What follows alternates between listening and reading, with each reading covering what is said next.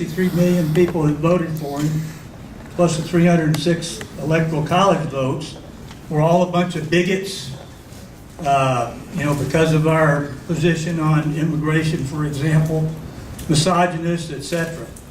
McCain went even further. He used the word that Trump and his administration were fostering spurious nationalism, which you all talked about today is a good thing for us. You know, that the left is trying to show us as white supremacists because we love this country.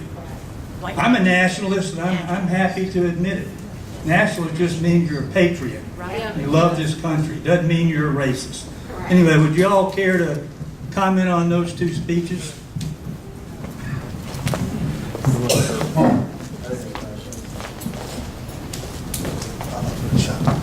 Which speeches specifically? Both of them. McCain, when he was accepting... They were both very similar speeches in nature. Yeah, McCain was accepting an award this Yeah, week. Tom will take that on. My brief statement is both of them are part of the deep state, big time. They're globalists, they're New World Order people, they're puppets. That's the answer. Yeah, I've been running around, so I didn't hear or see either of them, but I knew exactly what they said. Okay, the George Bush, we all liked him, and I think everyone who worked close to him or worked in any higher level of politics knew he was not the most brilliant guy in the world. He was being managed by a bunch of people, but he was more or less doing the right things. I think as these guys get older and older, their visions haven't appeared, and they start wandering around thinking about other things, and they're as upset with...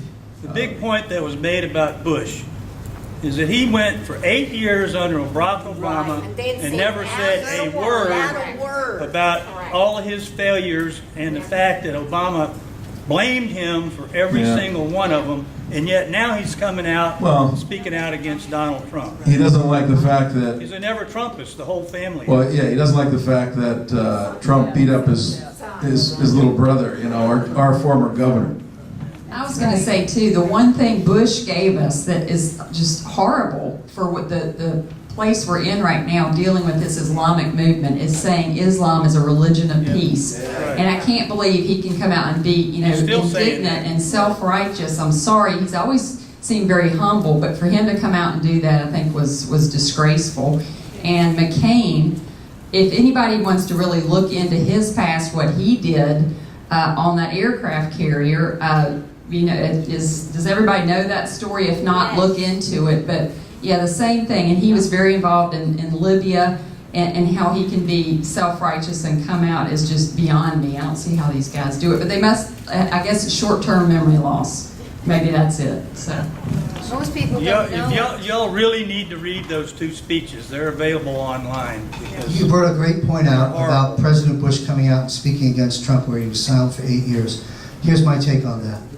You have to understand, they're all scared now. They drag Bush out of the farm right now. Everyone's got to come down on Trump because they're all going to go down soon. They are running scared. That's all that means. Good. Can you guys bring up the issue of Grover Norquist and his influence inside the Republican Party, especially for people here, because the Republican Party, I think, is more of our problem. I agree. Yes. Any comments on Grover Norquist, although I saw him 10 years ago at a DC event, but if Dr. Elliott's in the room, he can probably comment on that, or perhaps Tom, but so I really can't, I have nothing to offer there. Well, it's a real problem, and it's a very serious problem right now for the president.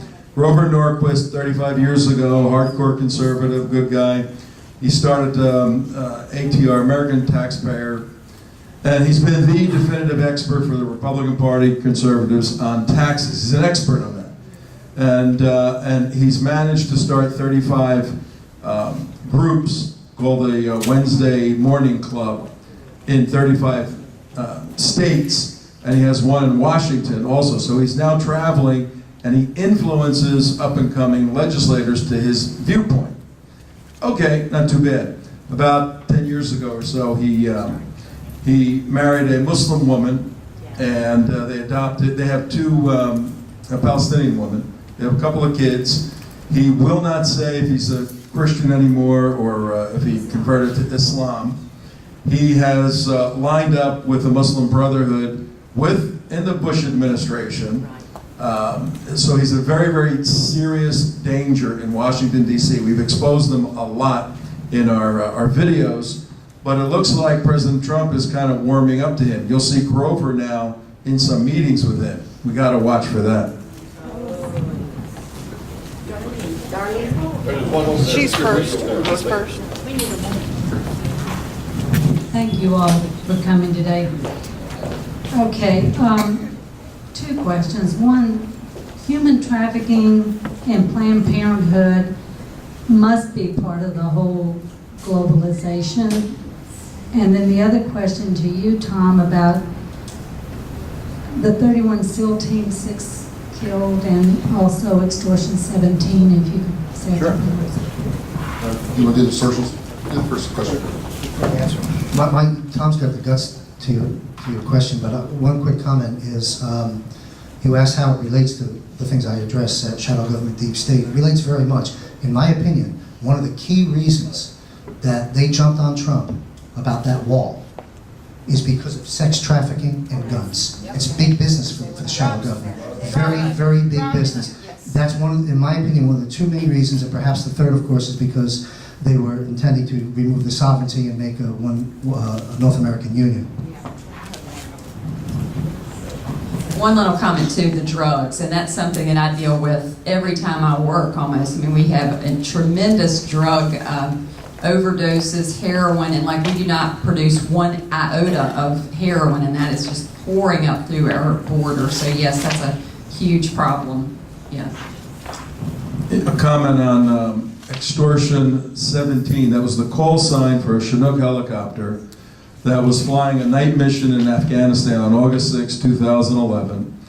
And the whole mission was an error from start to the end, the sad end. The couple of Taliban guys fired RPGs and supposedly hit the tail rotor. Helicopter was about 100 feet up, went down, and 30 Americans, 7 Afghanis who were switched at the last moment, died, and one of the dogs on there, one of the dogs, the SEAL dogs. Of the 30 Americans, 17 were SEALs, 15 were SEAL Team 6. Gold Squad you heard about earlier. And 90 days earlier, Gold Squad led the assault on Osama bin Laden and killed him. From that, the Taliban put out a bounty on the head of any SEAL Team 6 member. So, this sounds like a movie. Well, we're in the process of producing a movie on it, both a documentary and a feature film. And the Obama administration covered this thing up from generals to admirals to everyone. And if we know we can uncover it. If we can get the thing made, then it will be explosive. You talk about deep state stuff. This is a cover-up of all cover-ups. Oh, Tom, you gotta say, wait a minute, you gotta say the vice president actually announced it was SEAL Team 6. That's probably. Well, there's so much, but no one even knew about SEAL Team 6 publicly. They didn't know much about them, and they certainly weren't going to find out that they were involved in killing Osama bin Laden. But Biden, a couple of days after the May 1st attack, 2011, had a few too many, and he thought, hey, my SEAL boys got it done. And he actually let out the unit that killed bin Laden. And because we're working very closely with the parents of one of the dead SEALs, Aaron Vaughn, dead SEAL parents, Billy and Karen, Karen said that her son immediately called his mother and said, get off social media. We've just been outed by the vice president. This is extremely dangerous. And all the SEALs and their families that have tried to scrub the internet because of Biden's absurd, but there's so many things. The pathologist who did the autopsies on the bodies found bullets in the bodies of several of the SEALs. So he bagged the material, he listed it, and he put it in a special safe for, He took the bullets and threw them in the garbage can and threw evidence away, which is critical to determining what kind of gun shot him and find out where these bullets came from. So the whole thing smacks of wrong from beginning to end and a huge cover-up. But we will get to the bottom of this. Can you talk Yes. about the Air Force woman who was on the C-130 who has now... More. We've been on it. I was speaking in DeLand, Florida the moment it happened. And we've been on it from that moment, August 6, 2011, to right now, nonstop. When you start investigating something of this magnitude, people start popping out of the woodwork quietly.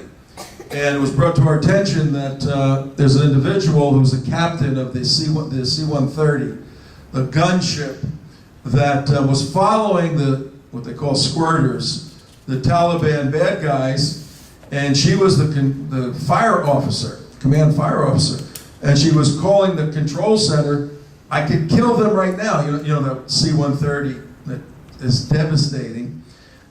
She said, I can take him out, permission to fire.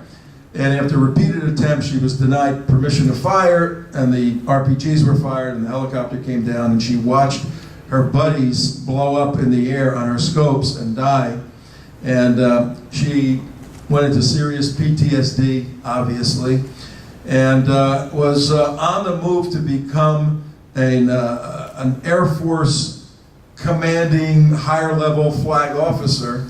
And after 2 or 3 years, she quit. She left. And about a year ago, with us, she went public. And she's telling her story now.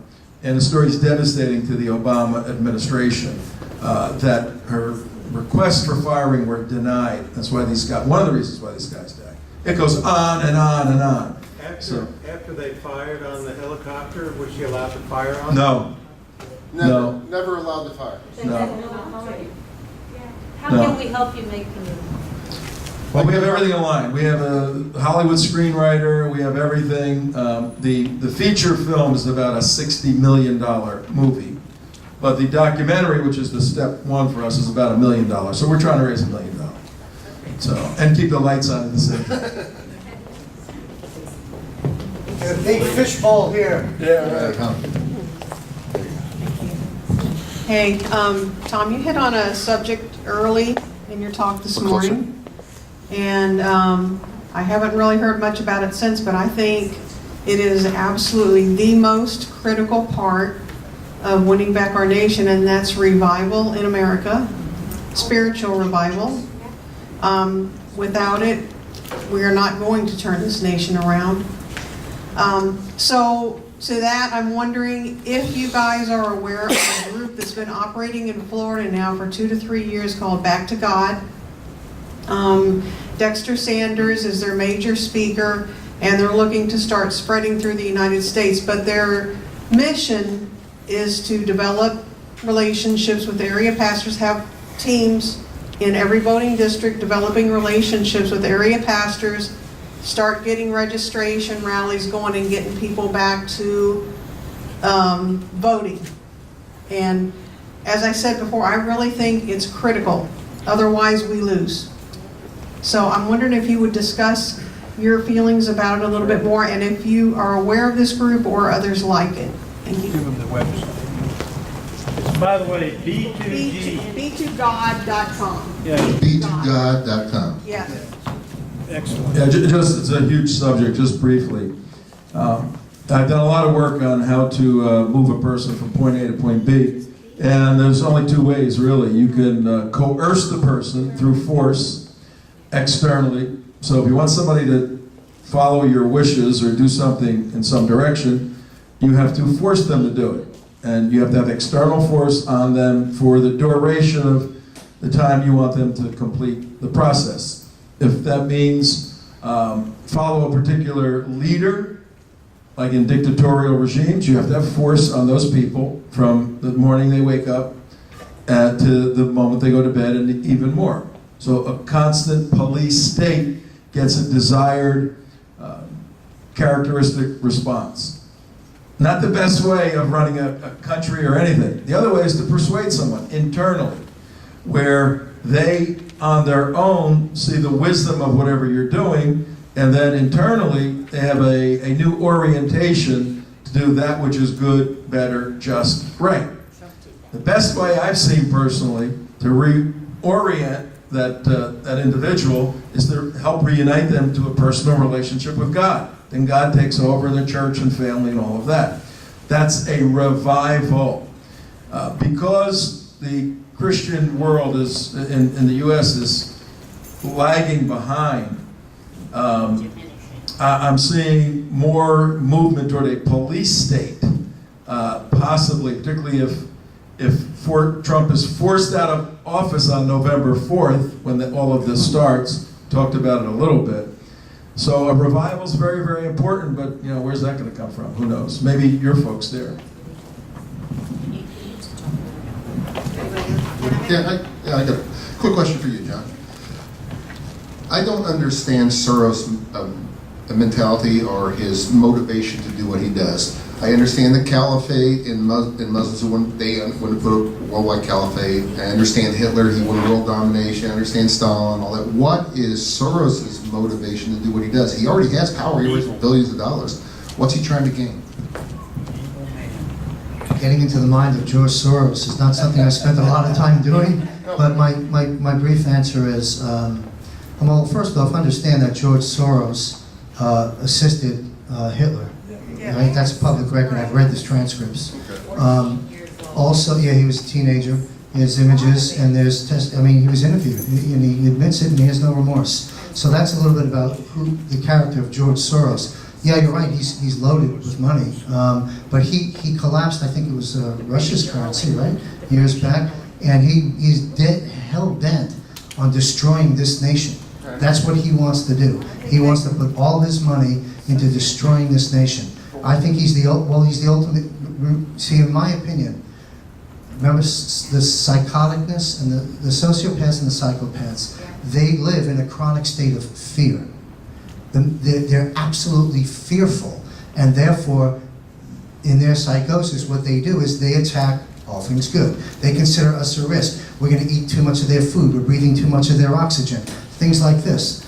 This is insanity. So you can't spend a lot of time there. We just have to label him for who he is based on his record, and he's not good for America. It isn't power. It isn't money. They have the money. It's control. It's control. And out of fear. That's the best answer I can give.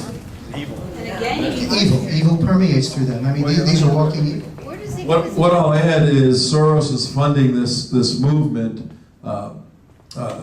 Refuse fascism, throw Trump out on November 4th. It starts. Everyone needs to become aware of that. Go to the website, Refuse Fascism. That's important. Look at it and start speaking it up, and we have to expose it. Very, very important. But what can we do besides exposing it to people who really don't believe it? Some of my friends. So what can we do on that day when they attempt to take over? Yeah, on the 4th, when all of this starts, there's going to be media coverage.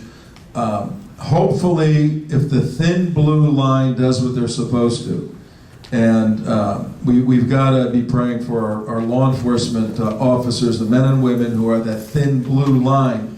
If they do what they're supposed to do, they'll suppress this thing. And I think they'll manage it. But tactically, brilliantly, the organization started in the hardcore leftist Democrat cities where they're controlling the police force and obstructing their taking care of illegal activity. So this thing could spread. There's several levels people can get involved. You can be a keyboard warrior. That's very, very effective. You can write notes here and there, blog. John has blogged tremendously. It's helped a lot of people. You could volunteer for an organization. Barbara was here. Is she still here? No, Barbara. Barbara Blunt? No. Beth? Yeah, Beth. Where's Beth? Is she still here? Oh. Beth has Patriots, Sarasota Patriots. You get involved with them. You could see Rich Swire. I mean, there's a million ways to actually put more time in things. But if not, you get on the internet. It's powerful. Well, and this is coming at it from a different angle, but just in my concern for us, I think we need to be prepared for emergencies. And I am starting a business actually of teaching emergency preparedness. And I think we need to really look at all the systems that we are dependent on day in and day out. Our economy, we don't know what's going to happen with Korea. I want American patriots to be prepared, to be self-reliant, and I think to be a more rugged individual, because those are the people that are going to pick up the pieces if we do crash. And I mean, you have to be prepared for that. So I would say be prepared, just like you would in an emergency, as far as taking care of you and your family, making sure your communications are such that you can communicate. I think that's important, just saying. If you get on our mail list, we're sending a bunch of material out that you could forward to your police department.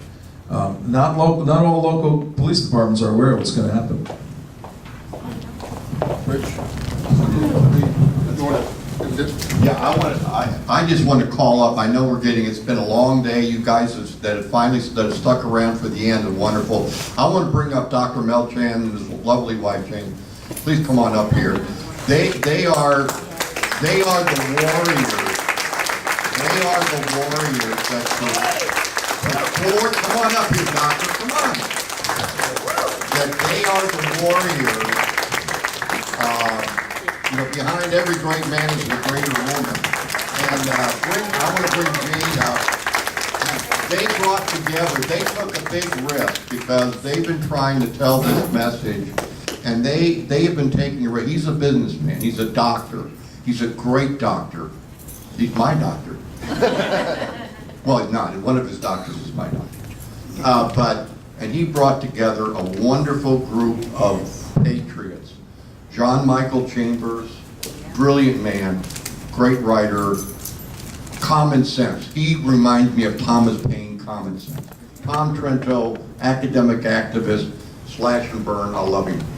Susan Shaddock, a nurse, loves people, loves helping people, wants to help America. Dr. Chan, would you close us with a prayer? Dear Father, again, we just thank the people who participated. A little bit closer. Turn on. Okay. It has to be real close, that's all. Dear Father, we just thankful for the people who showed up here, that they learned more about what's happening in this country, and that how it's important to speak up and stand up, not just for the country, but for you, to glorify you. And we just pray that you'll continue to bless everyone here, keep everyone safe. Pray this in your name. Amen. Amen.